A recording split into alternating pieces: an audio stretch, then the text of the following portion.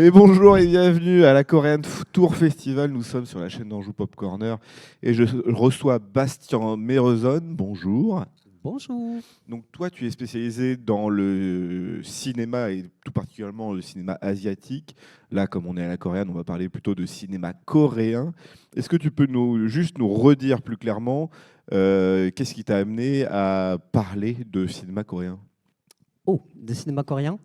En fait, ça fait une vingtaine d'années que je fais de ma passion un métier. Je vis ma passion, je ne vis pas forcément de ma passion, c'est extrêmement compliqué. Et j'ai démarré sur Internet, puis dans des magazines, puis j'ai été récupéré par des festivals pour faire de la programmation, etc. Et effectivement, j'étais venu au cinéma asiatique par le biais du cinéma japonais, hongkongais dans les années 80-90. Et en fait, le cinéma coréen, à la fin des années 90, au début des années 2000, là où la plupart de vos spectatrices et spectateurs n'étaient même pas encore nés, auditrices et auditeurs, eh bien, moi, je commandais massivement par un site qui s'appelait eBay des importations de films hongkongais. Voilà, donc j'achetais 100 films, je priais à ce que la douane ne me chope pas le colis pour me faire le triple du prix. Et donc, je binge-watchais comme ça ce qu'on appelait des VCD du cinéma hongkongais. Et un jour, je suis tombé sur des films qui avaient le look des films hongkongais, mais pas tout à fait la langue, pas tout à fait la même culture, pas du tout les mêmes histoires. Et c'était vraiment très compliqué à faire des recherches sur Internet à l'époque. Mais j'ai rapidement constaté que c'était des films coréens. Donc j'ai commencé à acheter des films coréens qui étaient diffusés et puis commercialisés à Hong Kong. Et je me suis promis, voilà, faussement promis, de ne jamais m'intéresser au cinéma coréen. Et Pourquoi? puis, je me suis dit, j'ai déjà trop à faire avec le Japon, la Chine, Hong Kong, la Thaïlande, l'Indonésie. Non, je ne vais pas me lancer là-dedans. Et puis, la déferlante Hallyu est arrivée, évidemment. Et on m'a demandé de programmer de plus en plus de films coréens. Et il y avait de quoi faire. Et donc, c'est comme ça que je suis tombé dans la marmite. Et un jour, le Centre culturel coréen de Paris m'a dit, Bastien, tu fais toujours le clown sur scène, etc. Tu vas t'asseoir et tu vas écrire un bouquin parce que parfois, on apprend plus aux Coréens que nous, Coréens, savons sur notre propre cinéma et notamment de patrimoine. Donc, je me suis lancé dans l'écriture d'un petit ouvrage et c'est là que j'ai Alors, commencé à comprendre quelques trucs sur le cinéma coréen. petit, alors, il y a de la relativité là-dedans, hein, parce qu'il fait quand même un gros pavé. Mais oui, effectivement, le cinéma coréen, moi, en tant que spectateur random de cinéma, je vois que le cinéma coréen prend de plus en plus de place. On le voit de toute façon avec Parasite, qui a été vraiment un élément déclencheur, un événement déclencheur dans la reconnaissance du cinéma coréen dans le monde entier. Tu le vois comment t'as vu, tu as su tout de suite que le cinéma coréen allait surpasser les autres? Honnêtement, non. Honnêtement, non. Encore une fois, j'ai commencé à me plonger à la fin des années 90, au début des années 2000, et c'est exactement un moment où on était dans un renouveau du cinéma coréen. Voilà, il y en a eu depuis 1919, mais entre 1997 et 2006, c'était véritablement l'âge d'or où tout était possible, en fait. Voilà, où il y a le plus grand talent, la meilleure créativité, etc. Depuis 2006, le cinéma coréen a pris de l'ampleur et de la visibilité. Moi, je le trouve moins intéressant, mais c'est vraiment parce que je suis Gouja et que j'ai vécu cet âge d'or, si tu veux. Euh, donc voilà. Et quelle est ta question? Du coup, j'ai totalement dérapé. Est-ce que tu Oui, as vu c'est à ça. l'époque si le cinéma coréen allait tout déferler? Non, j'étais dubitatif. Il y avait vraiment des choses extrêmement chouettes, énormément d'originalité et d'audace. Mais en même temps, il y avait aussi un renouveau du cinéma thaïlandais avec des films comme Ong Bak ou alors du cinéma plus indépendant comme Apichatpong Veresatakul qui a gagné la Palme d'Or avec Uncle Bumi. Et le cinéma thaïlandais, en fait, n'a pas du tout été soutenu localement. Donc ça s'est très vite tari. Et j'avais sous-estimé en fait la frappe économique, culturellement parlant, parce qu'en fait, donc la Corée du Sud a fait énormément pour que non seulement les cinémas s'implantent un peu partout dans le monde, mais évidemment aussi les K-dramas, la K-food, la K-beauty, etc. En fait, c'était une logique économique construite sur un très long terme et qui a fait que voilà, le cinéma coréen est aussi connu que cela. Bah, c'est ça, on en a parlé un peu hier, c'est que la Corée prend conscience que la culture aussi, c'est du soft power et du coup de faire connaître sa culture au travers des œuvres comme la musique, comme le cinéma est aussi un moyen de faire croître une économie à l'international. Et c'est vrai qu'aussi, moi, dans l'image que j'avais, encore une fois, d'un spectateur random, moi, le cinéma coréen, de ce que je connaissais surtout de la fin des années 90, début 2000, c'est plutôt du cinéma un peu thriller, un peu violent, et il était très dans le truc. Est-ce qu'à un moment donné, le cinéma coréen n'était pas devenu une image d'elle-même? Est-ce que c'est pas devenu un peu un archétype, justement, dans cette fin de période des années 2000 où c'était moins intéressant, comme tu disais, parce que justement, c'était du cinéma coréen qui faisait du cinéma coréen, quoi. Oui et non. Alors déjà pour précéder, je vais encore oublier le film, mais vraiment pour qu'on comprenne, s'il y a eu un renouveau du cinéma coréen à la fin des années 90, au début des années 2000, ce n'est pas par rien, ce n'est pas venu par hasard. C'est-à-dire que dès l'ouverture, la démocratisation, on va dire, de la Corée du Sud à la fin des années 80, ils envoyaient massivement des gens au Festival de Cannes et ailleurs dans le monde pour comprendre en fait comment créer des succès. Ils ont investi énormément d'argent, ils ont sorti tous les talents professionnels pour se former à l'étranger. Ils ont analysé les grands succès blockbusters américains pour les copier en fait et s'emparer. Et encore une fois, c'est un peu open bar. Ils ont misé énormément d'argent et si tu veux, jusqu'aux années 95-96, c'était encore un cinéma quasiment d'État. C'était d'anciens studios qui existaient sous les régimes, avec énormément d'anciens patriarcats qui faisaient encore des films et qui utilisaient toujours les mêmes formules. À partir de 95-96, il y a des jeunes qui ont déboulé, qui avaient énormément de talent, et les producteurs leur disaient « faites tout ce qui n'a pas encore été fait. Diversifiez les genres, mélangez les genres, faites à ce que les gens reviennent dans les salles, faites un film qui en appelle autant aux femmes qu'aux hommes, qu'aux enfants, pour qu'on se fasse un maximum de thunes. » Donc voilà, tout était possible, et parmi les succès de l'époque, évidemment, ce qu'on appelait un marché plus occidental, c'était des films un peu plus violents. Parce qu'on part sur le fait que les cinémas asiatiques, c'est soit du cinéma d'auteur avec des plans qui durent 3 plombes, où un mec fume une cigarette de bout en bout, etc. Ou alors c'est du cinéma de l'action, comme anciennement Bruce Lee, ou de l'extrême, comme les Japonais, Takashi Miike, etc. On torture les gens jusqu'à mort s'en suivent, et même au-delà. Donc voilà, donc c'est ce qu'on a recherché aussi dans le cinéma coréen. Et le cinéma coréen leur a donné, notamment avec des polars noirs, qui n'avaient rien d'original en fait. C'est tout calqué dans un premier temps des polars hongkongais, mais avec une saveur coréenne, avec une violence plus extrême, avec un marteau à la place des pistolets, des revolvers, des fusils. Et voilà, et ça marchait. C'est devenu un peu un archétype parce que quand tu as un film qui marche à l'international, les distributeurs internationaux vont demander à ce que les producteurs coréens en fassent d'autres. S'il y a eu un Old Boy, on en veut des douzaines. Même s'ils sont moins bons, on s'en fiche en fait. On va refaire à peu près la même affiche, on va faire à peu près le même pitch, et nous, occidentaux, nous sommes là, je veux voir la même chose. Je vais être dans cette zone de confort. Donc voilà, en cela, c'est devenu un archétype. Mais encore une fois, nous, qu'est-ce qu'on voit par an? On voit moins d'une dizaine de films coréens, et encore une fois sur différentes plateformes, pas seulement sur les grands écrans, sur les jusqu'à 400 films qui ont pu se faire dans les années 2000. Donc c'est une toute petite représentation. Non, mais c'est ça, j'ai l'impression que le cinéma coréen prend le même schéma que le cinéma hongkongais, voire japonais, c'est-à-dire qu'on va prendre des réalisateurs qui ont fait un banger et qui vont dans des studios américains et qui font des films, et à chaque fois ça se casse la gueule parce qu'ils n'ont pas du tout, ils sont pas dans la mentalité de la production américaine, quoi. Et au final, c'est que les productions coréennes qui fonctionnent au final. Je sais pas si Parasite c'est une full production coréenne, je sais pas s'il y a eu un peu des Américains là-dessus, mais en tout cas c'est comme ça que je l'imagine. Mais du coup, dans la production du cinéma coréen, est-ce qu'il y a eu beaucoup d'influence côté soit, alors j'imagine américain, mais peut-être un peu plus tard, mais surtout des succès japonais. Je sais que le cinéma japonais est sans doute plus vieux que le cinéma coréen, avec du Kurosawa ou des personnes comme ça. Est-ce qu'il y a le cinéma asiatique a beaucoup impacté le cinéma coréen? Énormément. Et en fait, mon ouvrage, je l'ai intitulé Hollywood parce que justement, ça joue autour de l'Hallyu. Donc, on comprend en fait que c'est l'arrivée des produits culturels.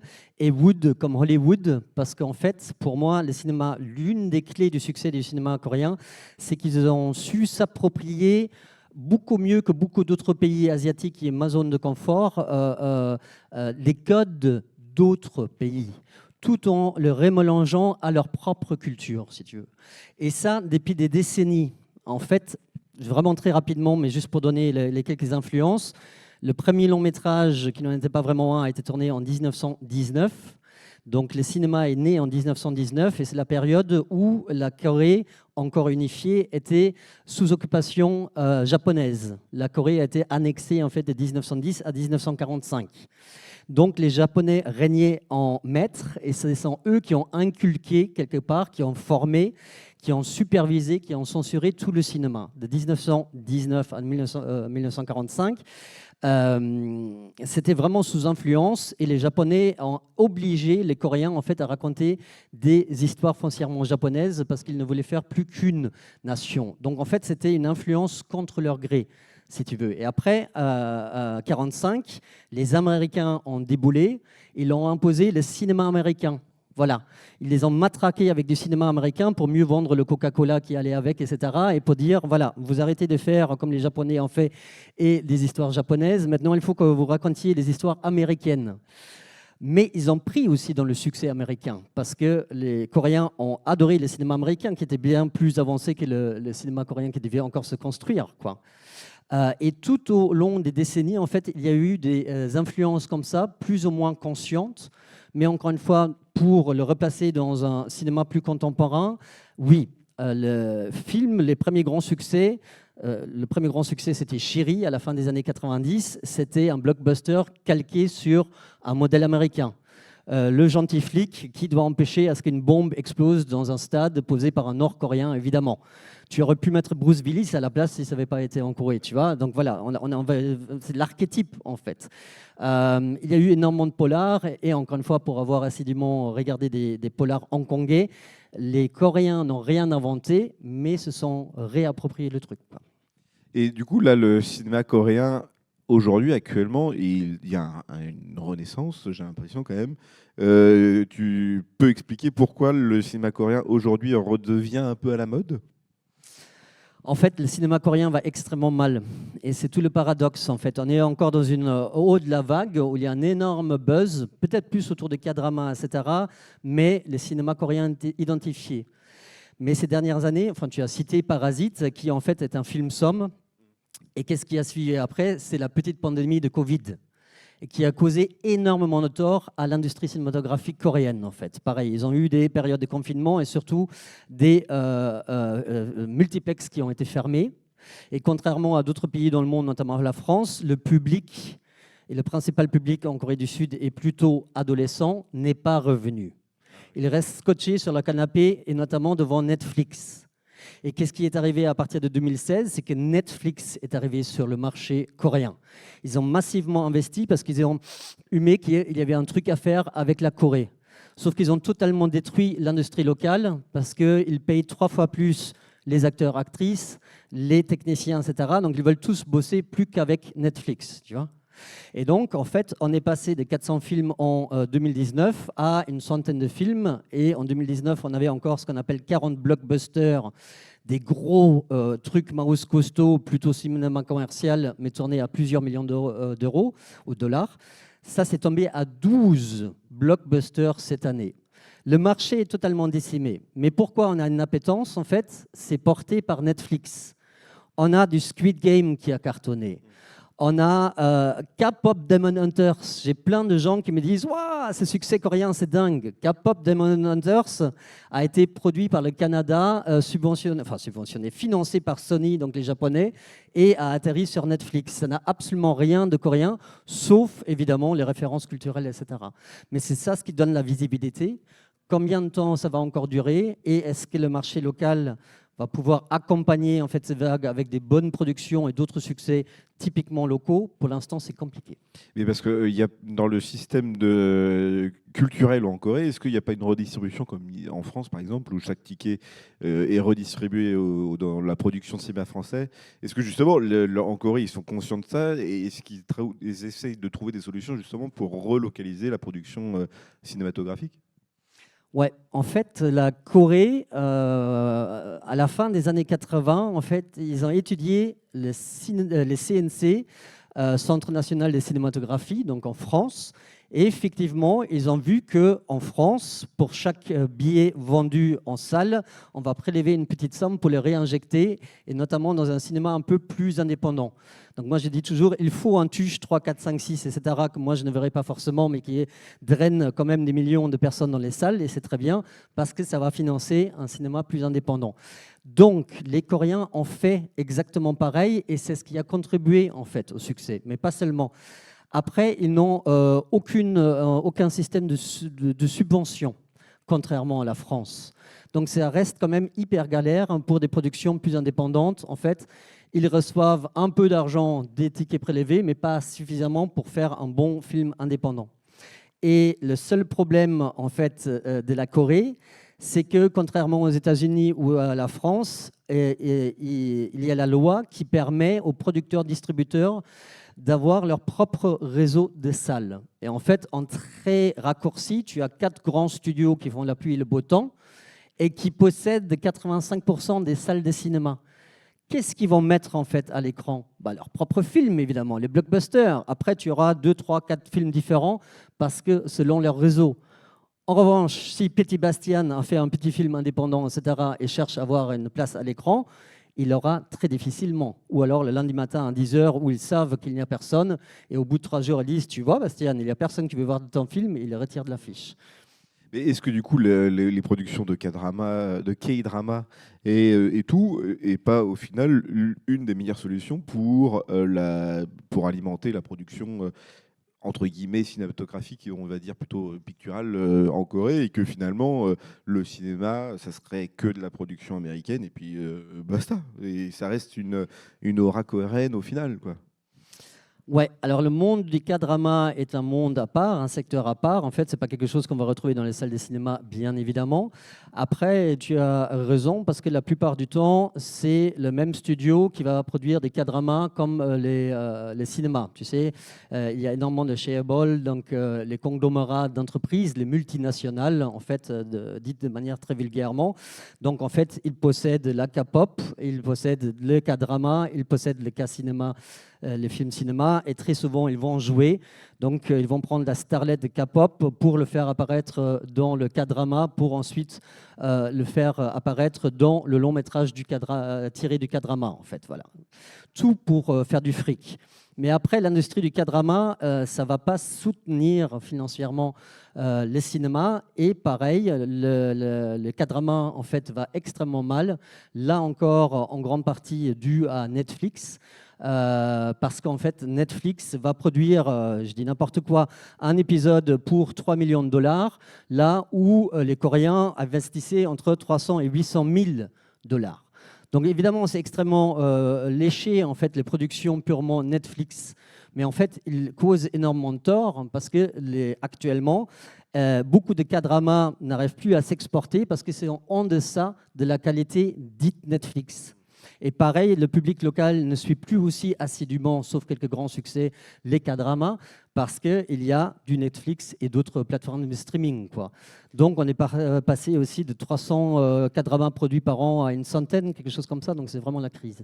Mais donc du coup pour toi Netflix c'est un problème dans la production de cinématographique coréenne du coup est-ce que leur intérêt c'est pas justement de soit réinvestir, mais garder le côté peut-être cinéma indépendant, entre guillemets, ou semi-indépendant coréen, ou est-ce qu'ils doivent carrément partir de la Corée pour essayer de réalimenter les studios coréens quoi? Bon, je suis un petit peu un punk bourgeois, donc évidemment, je vais charger Netflix à mort parce que c'est la multinationale qui se fait plein de pognon, etc. Et de manière pas très chic. Mais en même temps, je suis aussi le premier à dire il faut un Netflix. Comme il faut un tuche, les pauvres tuches les chargent aujourd'hui, mais voilà, comme il faut un tuche, il faut un Netflix parce que ça permet aussi d'avancer en fait. Ils ont rehaussé les standards de qualité, ils ont amené, importé des manières de tourner, etc., qui vont inspirer les Coréens. Là où je dis toujours, faites très attention à ce que vous consommez et ce que vous pensez être coréen, parce qu'il faut comprendre que Netflix, en fait, ils ont un cahier de charges. Et c'est des Américains derrière, des Canado-Américains. Ils ont besoin à ce que leur production soit un succès dans 197 pays dans le monde. Parce que quand ils produisent quelque chose sur un clic de bouton, paf, ça part dans 197 pays au monde. Ça a une force de frappe que les Coréens n'ont jamais eu auparavant. Mais qu'est-ce qu'ils vont balancer? Ils vont balancer un Squid Game. C'est une série qui n'a pas jamais voulu être produite par les Coréens pendant une dizaine d'années, parce que les Coréens ont dit, mais ça a déjà été fait des centaines de fois en fait. Squid Game, le truc avec les épreuves, on en a fait depuis la fin des années 90-2000. Plus personne n'a envie de voir ça. Après, c'est beaucoup trop violent, ça ne représente pas en fait la Corée. C'est archi violent en fait. Nous, notre cinéma est violent, mais là, ça va au-delà d'une certaine violence et c'est une fausse représentation de la Corée en fait et de l'ultracapitalisme. Qu'est-ce qu'ils ont balancé d'autre? Ils ont balancé Kingdom, ils ont balancé All of Us Are Dead, des séries avec des zombies, parce que des zombies, ça marche. Or, avant Kingdom et All of Us Are Dead, il y a eu 2 longs métrages de cinéma avec des zombies de toute l'histoire du cinéma coréen, dont Dernier Train pour Busan. Pourquoi? Parce que c'est un genre occidental. Dernier Train pour Busan, ça a été un succès pour plein de raisons, etc., mais ce n'est pas issu de la culture coréenne. Donc, en fait, j'ai dit, attention, Netflix, ça a l'odeur de la culture coréenne, ça inclut un peu de culture coréenne, mais c'est de la McDonaldisation du Starbucks, en fait, de la Corée. Et il faut que les Coréens, en fait, luttent un petit peu pour faire du succès aussi, qu'ils soient commerciaux ou autres, mais avec une saveur plus coréenne. Oui, mais le fait de faire des productions sur des sujets typiquement occidentaux, mais avec un réalisateur coréen, n'est pas non plus un problème. Le dernier Train pour Busan, par exemple, a été un succès parce que justement, c'était l'image d'un film d'horreur avec le regard d'un Coréen, je ne sais plus qui a réalisé le dernier Train pour Busan, mais avec le regard d'un créateur qui n'a jamais réalisé de film d'horreur. Donc justement, c'est aussi tout l'intérêt de découvrir un peu le style et de renouveler au final la création cinématographique coréenne, justement, en réinterprétant ce qui a toujours existé, justement, avec un regard neuf.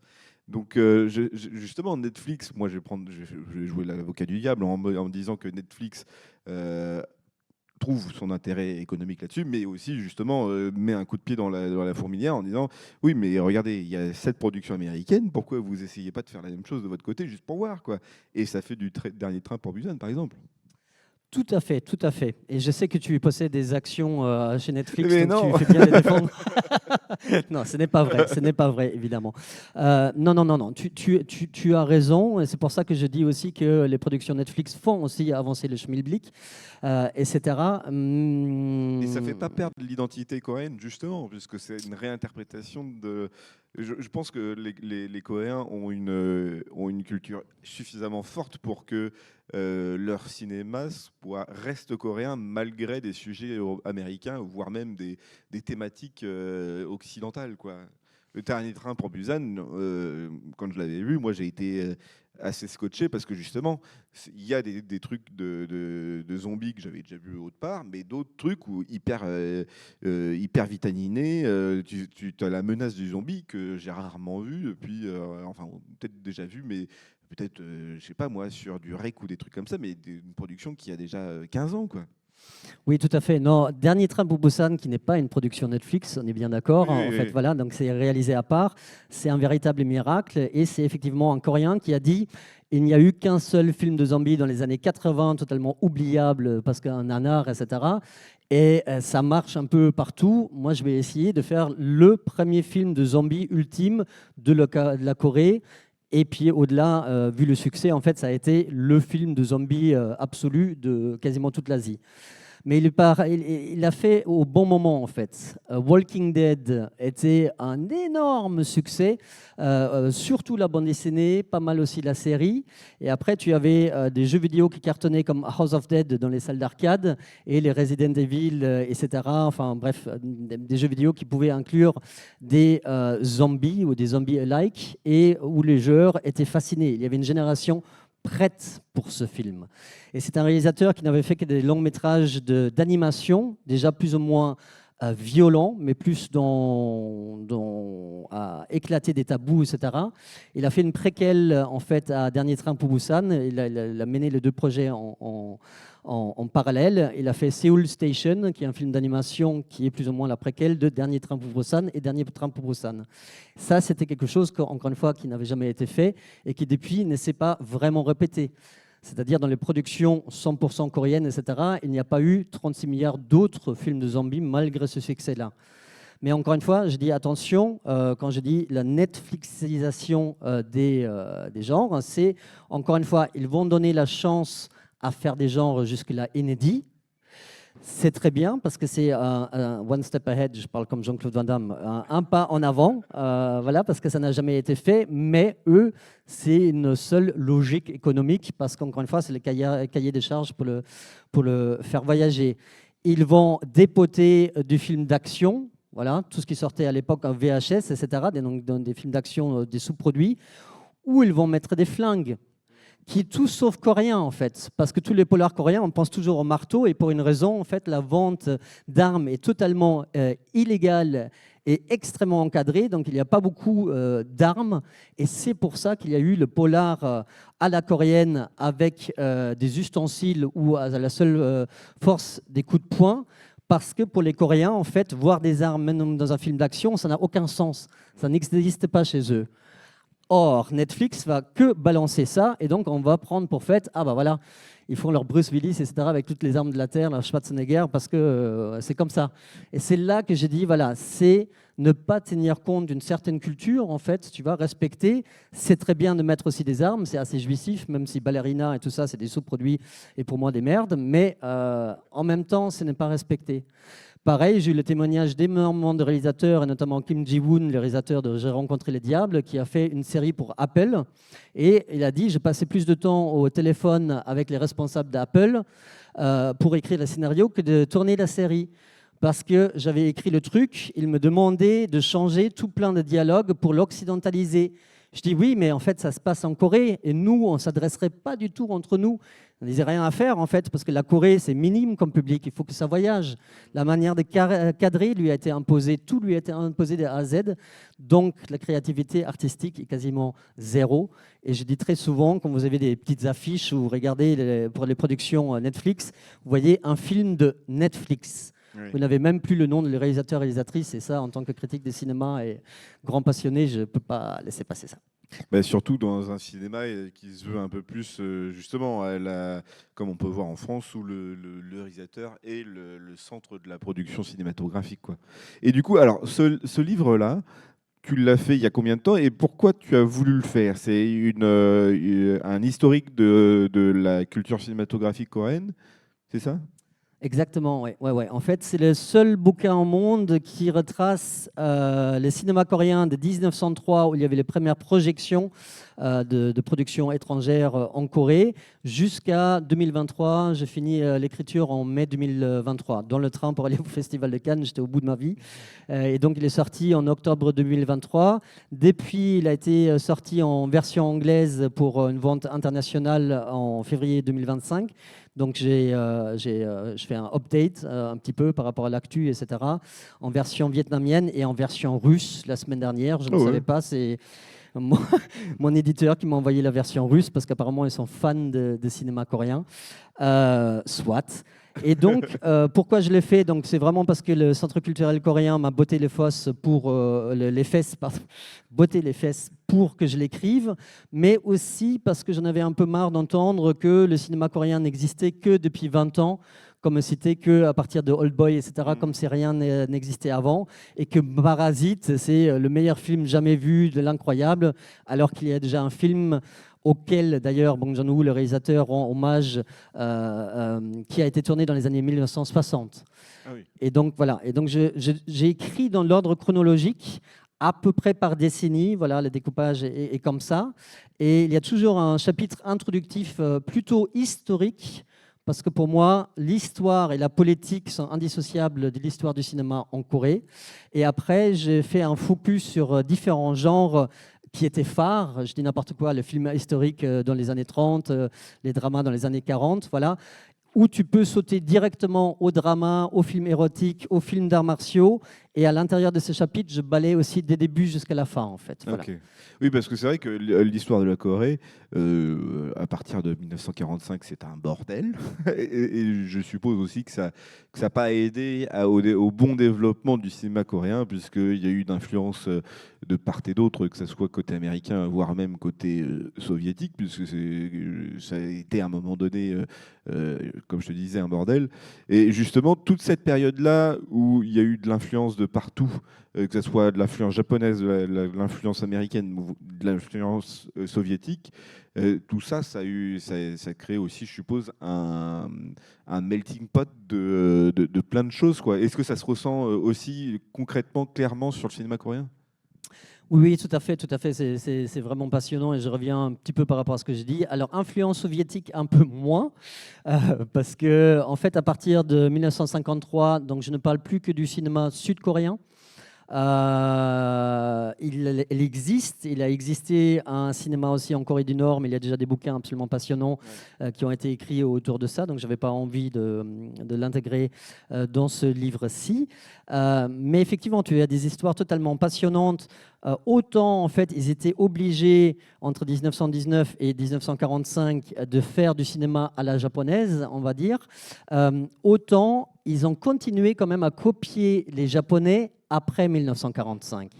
Et c'est passionnant parce qu'en fait, à partir de 1945, toute importation de biens culturels japonais était interdite jusqu'à la fin des années 90.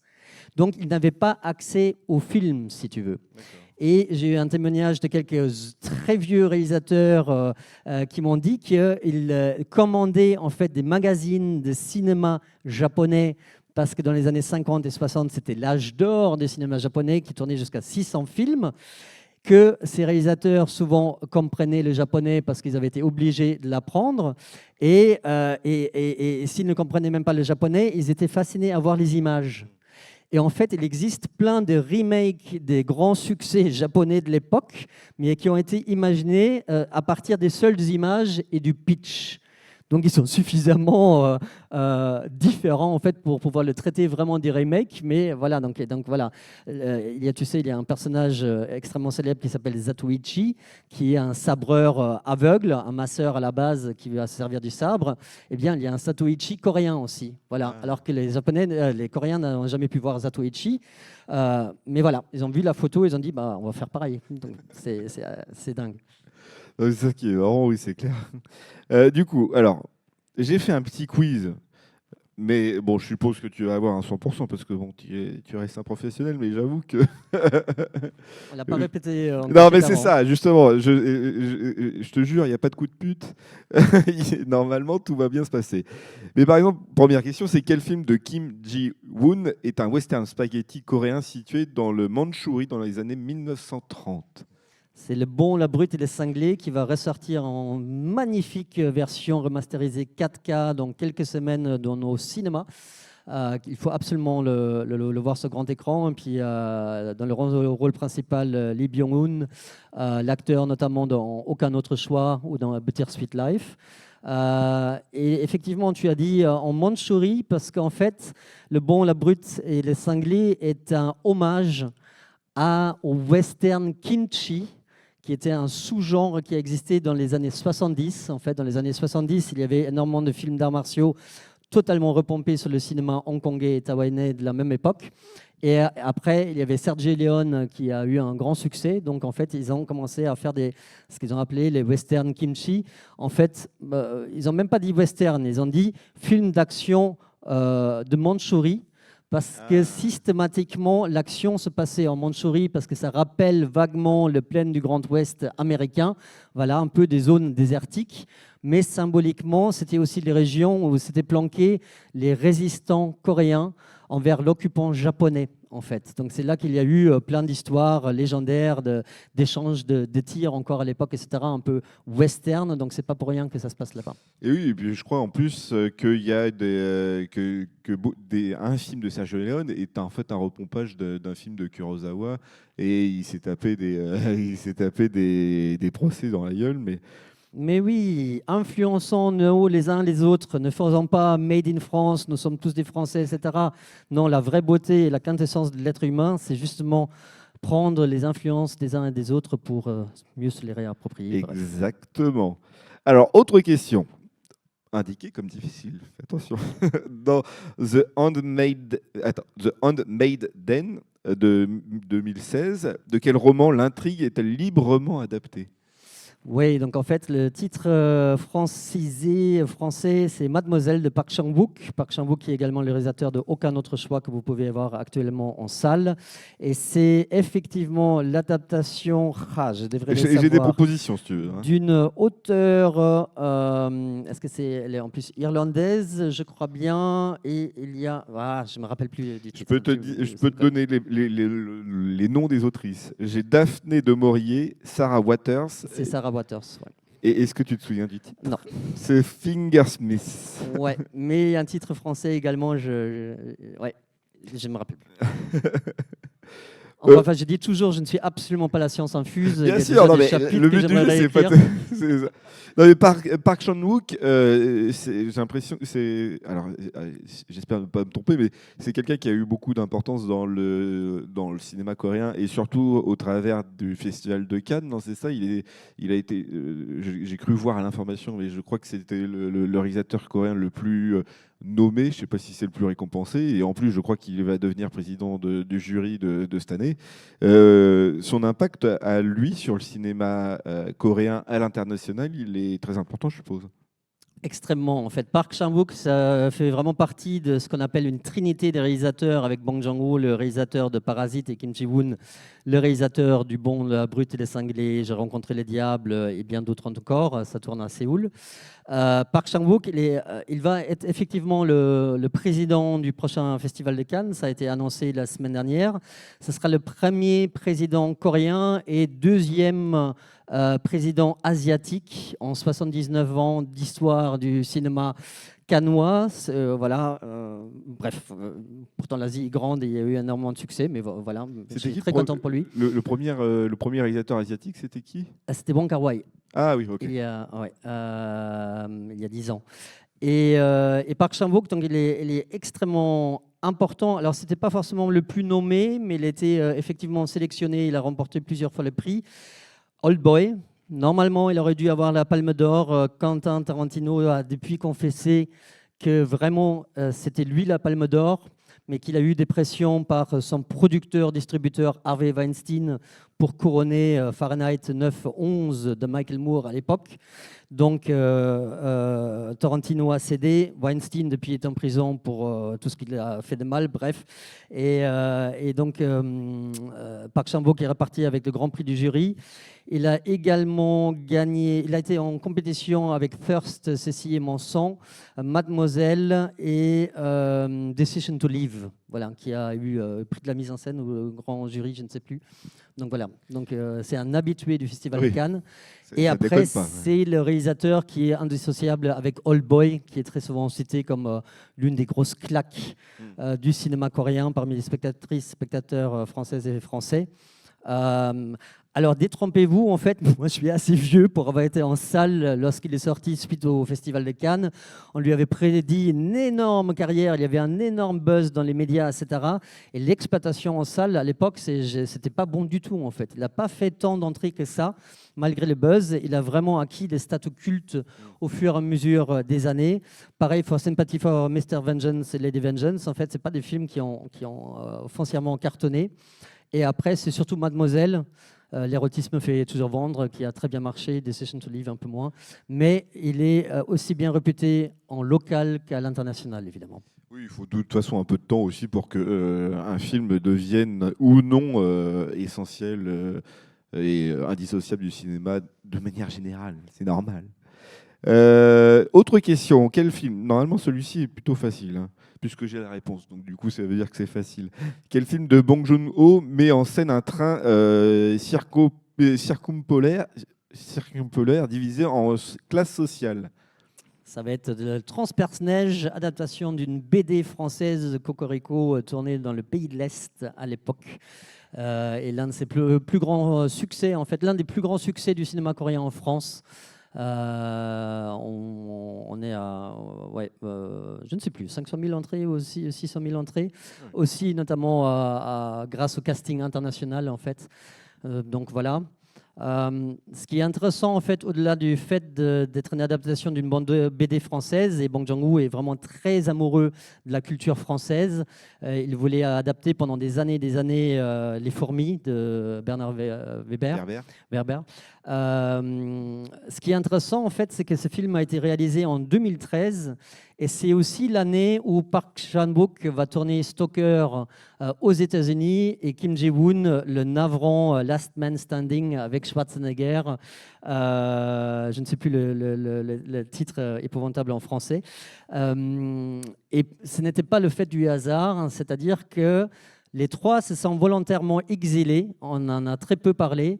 Mais parce qu'est arrivée au pouvoir la Madame Le Pen, pardonnez-moi la comparaison évidemment, Madame Park, qui était la fille de l'ancien dictateur, mais comme on oublie très vite, en fait, elle a été portée au pouvoir, voilà, plutôt très extrême droite. Et l'une des premières décisions a été évidemment de s'attaquer à la culture. Et on a pu prouver par la suite qu'elle avait une blacklist de 10 000 artistes à qui on ne donnait plus le moyen ni d'exercer leur métier, ni de s'exprimer, etc. Et Bong Joon-ho, Park Chan-wook et Kim Ji-woon, qui étaient quand même la sainte trinité, ont vu le vent arriver, enfin tourner, arriver, etc. Et donc en 2013, c'est 3 films d'exil. Ils sont revenus par la suite en Corée, mais voilà, assez intéressant. Et non, et c'est surtout aussi de voir comment ces réalisateurs-là travaillent avec, parce que c'est à chaque fois des productions américaines, comment ils travaillent. Il y en a où ça a marché, il y en a où ça n'a pas marché. Justement, c'est aussi comprendre le système de production américain qui peut être un peu ragoûtant pour certains réalisateurs coréens qui ont genre pas du tout l'habitude. Mais c'est encore une fois, on en a parlé tout à l'heure, c'est que pareil pour le cinéma hongkongais, il y en a où ça n'avait pas du tout marché parce que justement, les producteurs américains peuvent dégoûter aussi les réalisateurs étrangers parce que j'ai l'impression que quand s'ils vont dans des productions américaines, c'est que ils ont le film attendu est quelque chose un peu novateur. Mais on l'a eu aussi en France avec comment il s'appelle celui qui a fait Alien 4, le français, c'est Jean-Pierre Jeunet. Ouais. Jean-Pierre Jeunet, voilà, Jean-Pierre Jeunet, il a fait des films. Tout le monde a dit waouh, putain, les Américains, ils sont en mode c'est trop bien et tout. On va lui faire un Alien et puis finalement le Alien de Jean-Pierre Jeunet, il est très particulier, mais c'est un film de Jean-Pierre Jeunet mais c'est pas le résultat attendu non plus, quoi. Et sans doute que des producteurs ont aussi avaient la main mise un peu sur le produit final et donc du coup qui ne convenait ni au producteur au final ni au réalisateur et du coup ça donne un genre un peu bizarre. Mais le Snowpiercer par exemple, lui avait l'air d'être plutôt en bonne adéquation. Alors je sais pas comment il avait fait pour pouvoir produire quelque chose de cette sorte-là et que les autres se sont un peu plus foirés peut-être. Mais c'est toujours un bordel. Mais on voit toujours les producteurs américains comme des méchants. Mais c'est dans la créativité, c'est toujours très compliqué, j'ai l'impression, avec la production américaine. Oui, en fait, s'attaquer à Hollywood, c'est un petit peu, ça a été un but ultime, en fait, de réussir à Hollywood. C'était le rêve d'énormément de réalisateurs asiatiques et j'en ai interviewé pas mal. Et il y a eu plusieurs vagues successives. Il y a énormément de Hongkongais, en fait, qui se sont essayés, des gens comme Kirk Wong, Ringo Lam. John Woo est l'un des rares à avoir réussi avec Face Off, Volte-Face, Mission Impossible 2. Ang Lee de Taïwan, bien réussi. Bon, moins avec Hulk, mais On peut pas réussir tout le temps. voilà, mieux avec Brokeback Mountain, des choses comme ça. Donc, mais vraiment, par rapport le pourcentage de réussite à Hollywood, c'est extrêmement faible. Et comme tu as mis le doigt dessus, en fait, le système hollywoodien est un système à part. Ils offrent plein de pognon en fait pour que les réalisateurs viennent, mais après il faut se restreindre à énormément de choses. Et John Woo m'avait raconté que la première des choses à laquelle il s'est heurté, c'est qu'il ne pouvait pas faire les séquences d'action comme lui le prévoyait, parce que les compagnies d'assurance ne voulaient absolument pas couvrir. Alors qu'à Hong Kong, en fait, on fonce dans une voiture à 90 km/h et on sort le gamin de 4 ans, etc. et sans aucun trucage, machin. À Hollywood, ils disent no way, quoi. Et juste, ouais, Bong Joon-ho, alors Transperce-Neige, c'est plus une coproduction entre l'Europe et des pays de l'Est et un peu d'argent américain, mais très peu en fait. Donc, c'est pas du tout une production américaine. Sa vraie grosse production américaine, ça va être Mickey 17. Voilà, et beaucoup ont été déçus. Moi, je pense qu'il est en deçà aussi, mais il m'a raconté qu'en fait, il a dit quoi que je fasse après Parasite, on m'aurait dit que c'était de la merde. Donc, du coup, il y a les Américains qui étaient assez coquins pour me proposer 180 millions de dollars. Donc, qu'est-ce que je fais moi, Bong Joon-ho, je me suis fait plaisir. J'ai tourné un film à 180 millions de dollars, c'est ce que je vais peut-être plus jamais faire de ma vie.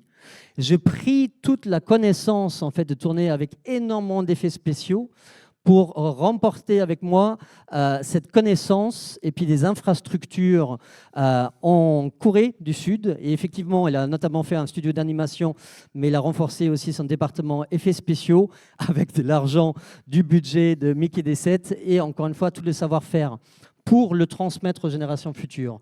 C'est l'un des rares qui ne fait pas chasse gardée, etc. Rien que moi, et tout le pognon pour moi. Bong Joon-ho, c'est un artiste incroyable, comme un être humain incroyable, et qui mise tout sur l'avenir, et qui donne, qui est généreux, etc. Et donc, Mickey 17, pardonnez-le, il y a quelques séquences quand même réussies, mais c'était juste pour prendre le fric et apprendre. Autre question, encore une fois plutôt facile. Quel monstre attaque Séoul dans The Host de Bong Joon-ho? La petite créature issue du fleuve Han, c'est The Host. Exactement. Ouais. Voilà, alors lui aussi, c'est un peu particulier comme film, parce que j'ai l'impression que c'est... Alors il est sorti en 2006, et ça faisait un peu un des films blockbuster, le premier film blockbuster coréen qui arrive un peu chez nous, j'ai l'impression quand même. Ouais, qui a été très grandement distribué, qui a été un grand échec aussi, qui a d'ailleurs créé la faillite de la société de distribution, entre autres. 2006, ça a été un énorme succès en Corée, en ayant été le premier film à atteindre les 13 millions de spectatrices et spectateurs dans un pays de 50 millions d'habitants, en fait. Donc le pourcentage est totalement dingue. Et surtout, en fait, Bong Joon-ho, c'est vraiment un bon, quoi, hein, mais comme Park Chan-wook. Et Bong Joon-ho, je le compare très souvent à Steven Spielberg, en fait. Il fait des films Kinder Surprise. Il fait des films comme E.T. En fait, voilà, qu'est-ce qu'est E.T. en fait de Steven Spielberg? Steven Spielberg, quand on avait fait E.T., il a dit voilà, vous regardez E.T., vous voyez l'histoire d'un extraterrestre pas très beau et tout ça, on dirait qu'elle est passée dans un micro-ondes. Vous vous enfourchez les poignées de popcorn, etc. Vous prenez du plaisir, vous repartez avec le sourire, c'est génial. En revanche, si vous êtes un peu joueur et vous réfléchissez, en fait, vous avez vu que j'ai raconté l'histoire de Jésus, mais que ça m'a fait suer de faire un truc à la Mel Gibson, etc. Ça ne m'intéresse pas. Qu'est-ce que raconte E.T.? C'est un être qui descend du ciel, qui fait le bien, qui soigne avec sa main, qui meurt, ressuscite et repart dans un faisceau de lumière. Voilà l'histoire de Jésus racontée de manière commerciale, et tu veux le voir ou pas. Et Bong Joon-ho, la plupart de ses films, en fait, racontent une histoire en surface, Memories of Murder, The Host, Transperce-Neige, mais quand on gratte un peu le vernis, on peut y voir autre chose. Mais encore une fois, tu ne veux pas gratter, il s'en fout, Bong Joon-ho. Tu es déjà content avec son premier film, voilà. Et The Host, c'est un film de monstres, tout sauf de monstres. On le voit très peu. Bon, déjà, il était limité par le budget, mais c'est pas ça ce qui intéresse. Et je vais spoiler un tout petit peu, mais je ne vais pas raconter. The Host, en fait, c'est la métaphore des massacres de Gwangju, des étudiants dans les années 80. Allez, je spoil quand même. Je suis désolé, bouchez-vous les oreilles si vous ne voulez pas entendre la fin. Mais comment est tuée la créature à la fin? Eh bien, à coups de Molotov qui sont allumés par un SDF dans la rue, etc., exactement à l'endroit où il y a eu un massacre des étudiants, des manifestants au début des années 80, en fait. Donc, toutes ces familles dans la cellule vont exploser par la cruauté des monstres. En fait, c'est le régime de dictature des années 80 qui s'est perpétué. En fait, les monstres, c'est des systèmes politiques. C'est magnifique.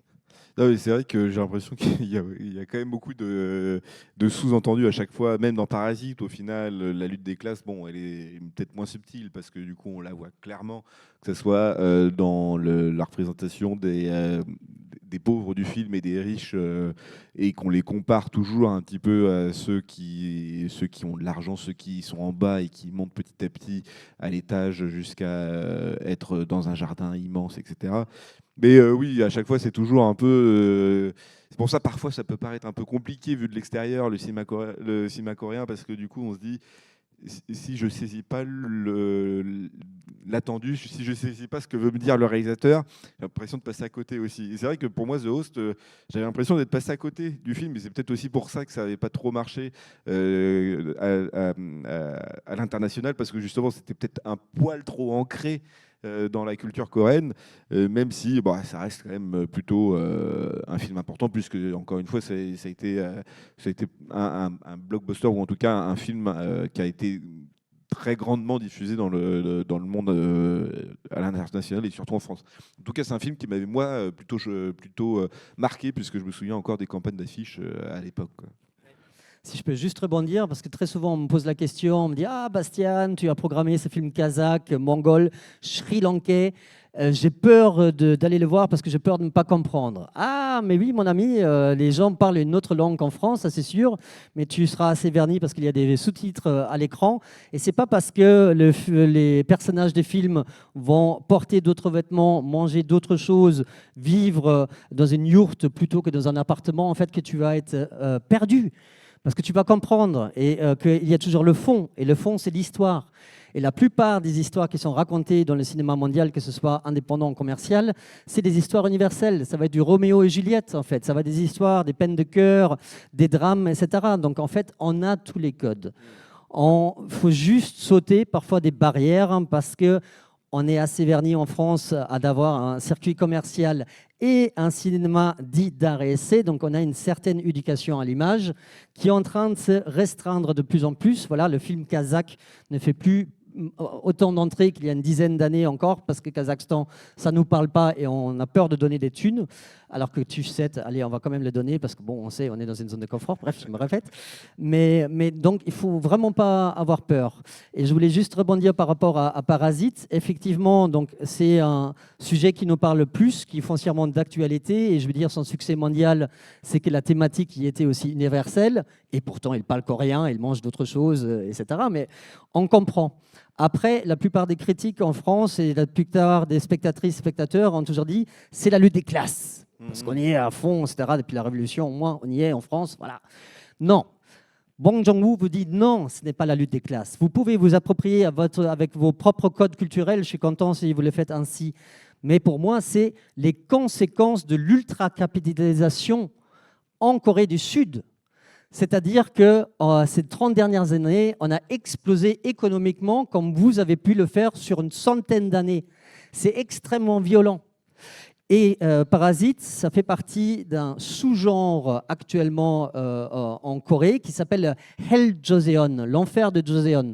Joseon, l'ancien nom de la Corée, en fait. Hell Joseon, c'est un terme qui a été inventé par l'Internet dans les années 2010, qui dit que en fait, rien n'a changé dès l'époque extrêmement dure de la monarchie du XIVe siècle au XXe siècle et de nos jours. Il y a toujours un pouvoir en place qui opprime le peuple, qui le laisse dans une certaine pauvreté pour ne pas se révolter, en fait. Voilà. Et tous les films de Bong Joon-ho, que ce soit Transperce-Neige, The Host, Parasite et les autres, racontent toujours l'explosion de la cellule familiale, en fait, entraînée par l'ultra-capitalisation. La course à l'argent, en fait, Parasite, c'est une famille qui rêve de prendre la maison, voilà, pour s'élever en fait socialement, hein, et qui subit toute cette pression et qui va finir soudée en fait face à une certaine menace. Voilà. Ouais, bref, il y aura encore plein de choses à dire, mais voilà. Pas juste lutte des classes, c'est bien au-delà.